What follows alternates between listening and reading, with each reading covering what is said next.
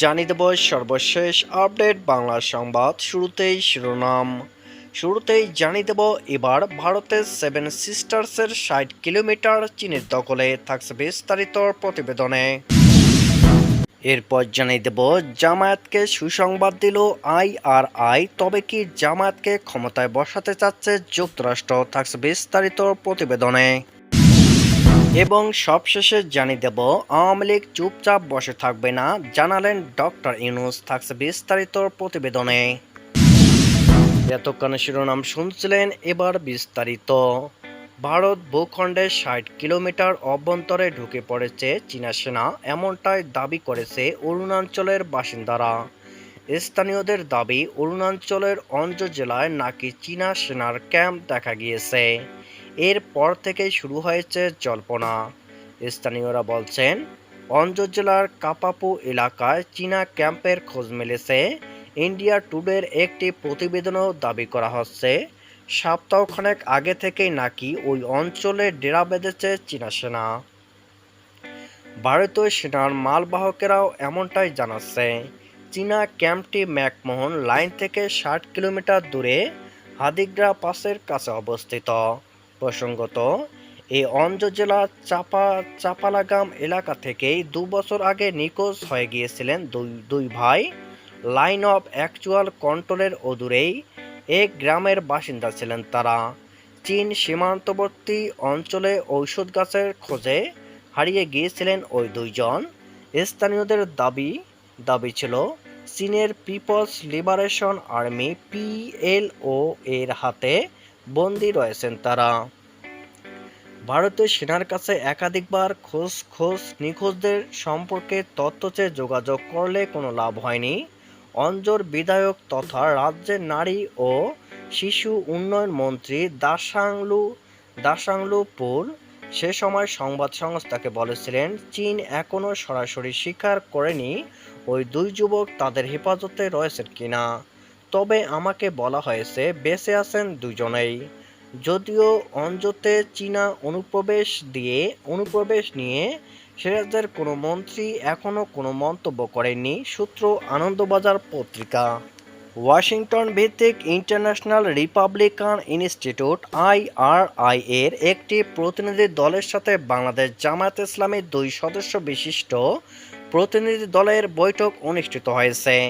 রোববার 8 সেপ্টেম্বর রাজধানী ঢাকার গুলশানে একটি হোটেলে এ বৈঠক অনুষ্ঠিত হয়। আইআরআই এর প্রতিনিধি দলে ছিলেন প্রতিষ্ঠানটির বাংলাদেশ অফিসে senior programme manager Amitabh Ghosh, Malaysia অফিসের resident programme director Brian Arbon এবং বাংলাদেশ অফিসের acting resident programme director Joshua Rosenblum এবং বাংলাদেশ জামায়াতে ইসলামের পক্ষে ছিলেন সংগঠনের কেন্দ্রীয় নির্বাহী পরিষদ সদস্য, কেন্দ্রীয় প্রচার ও মিডিয়া বিভাগের সেক্রেটারি জনাব মতিউর রহমান আকন্দ এবং কেন্দ্রীয় কর্ম পরিষদ সদস্য অ্যাডভোকেট জসিমউদ্দিন সরকার। এ বৈঠকে বাংলাদেশে গণতান্ত্রিক মূল্যবোধ এবং গণতন্ত্রের বিকাশ ও উন্নয়ন নিয়ে আলোচনা করা হয়। আইআরআই এর প্রতিনিধি দলের পক্ষ থেকে বলা হয়, বাংলাদেশ জামায়াত ইসলামী একটি শক্তিশালী দল। জামায়াত ইসলামী বাংলাদেশের গণতন্ত্রকে অর্থবহ করার ব্যাপারে কাজ করে যাচ্ছে। অতীতে বাংলাদেশের বিভিন্ন গণতান্ত্রিক আন্দোলনে জামায়াত ইসলামের ইতিবাচক ভূমিকা ও জাতীয় সংসদে জামায়াত ইসলামী নির্বাচিত প্রতিনিধিগণের গঠনমূলক ভূমিকা প্রশংসনীয় বলে তারা উল্লেখ করেন। সৌহার্দ্যপূর্ণ পরিবেশে অনুষ্ঠিত এই বৈঠকে উভয় প্রতিনিধি দল ভবিষ্যতে বাংলাদেশের গণতন্ত্র এবং গণতান্ত্রিক প্রতিষ্ঠানের বিকাশ ও উন্নয়নে একযোগে কাজ করার ব্যাপারে প্রতিশ্রুতি ব্যক্ত করেন।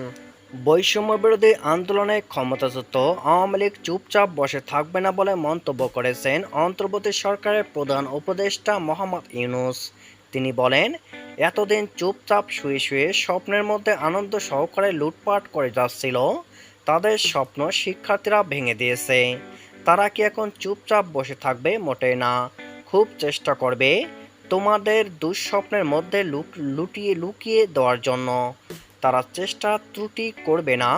যেটা শুরু করছো সেই কাজ সমাপ্ত না হওয়া পর্যন্ত এখান থেকে বেরিয়ে যেও না। রোববার ৮ সেপ্টেম্বর দুপুরে প্রধান উপদেষ্টার কার্যালয়ে শাপলা হলে শিক্ষার্থীদের সঙ্গে মত বিনিময়ের সময় তিনি একথা বলেন। বাংলাদেশ যেন পৃথিবীর সম্মানিত রাষ্ট্রে পরিণত হয়, শিক্ষার্থীদের সেই সুযোগ কাজে লাগানোর কথাও বলেন ডক্টর ইউনূস। তিনি বলেন, শিক্ষার্থীদের দেখছি আর ভাবছি কি একটা স্বপ্ন আমাদের সামনে, জাতির সামনে তোমরা কি নিয়ে এসেছো। তিনি বলেন, বাংলাদেশ জন্ম থেকে এই সুযোগ আর আসেনি। যে সুযোগ তোমরা আমার হাতে তুলে দিয়েছো, এটা যেন হাতছাড়া না হয়। এই সুযোগ হাতছাড়া হলে বাংলাদেশ আর রাষ্ট্র থাকবে না। এটা শুধু রাষ্ট্র না, পৃথিবীর সম্মানিত রাষ্ট্রে যেন পরিণত হয়। এ সময় আন্দোলনের শহীদদের স্মরণ করে ডক্টর ইউনূস বলেন, যারা শহীদ হয়েছেন আজকে তারা আমাদের সঙ্গে বসতে পারত, কিন্তু সেই সুযোগ তাদের দেওয়া হয়নি। তিনি আরও বলেন, হাসপাতালে আহতদের দেখার জন্য যাই, তাদের দিকে তাকাতেই কষ্ট হয়। একজন তরুণকে যখন দেখতে যায় তখন সে জিজ্ঞেস করে, স্যার, ক্রিকেট খেলবো কিভাবে? ক্রিকেট খেলার কথা মাথা থেকে সরছে না। যতবার দেখি মনে প্রশ্ন জাগে, এটাই আমরা বাংলাদেশ বানিয়েছি। কালকে একটা হাসপাতালে গেলাম, আবার সেই দৃশ্য। তরুণ প্রাণ, অনেকের মাথার খুলি উড়ে গেছে, অনেকের শরীরে গুঁড়ি রয়ে গেছে, বেঁচে আছে। প্রধান উপদেষ্টা বলেন, যতবার শুনি, যতবার দেখি, আমার নতুন করে প্রতিজ্ঞা করতে হয় যে স্বপ্নের জন্য তারা প্রাণ দিয়েছে, সেই স্বপ্নকে আমরা বাস্তবায়ন করব। এটা থেকে বেরিয়ে যাওয়ার সুযোগ নেই।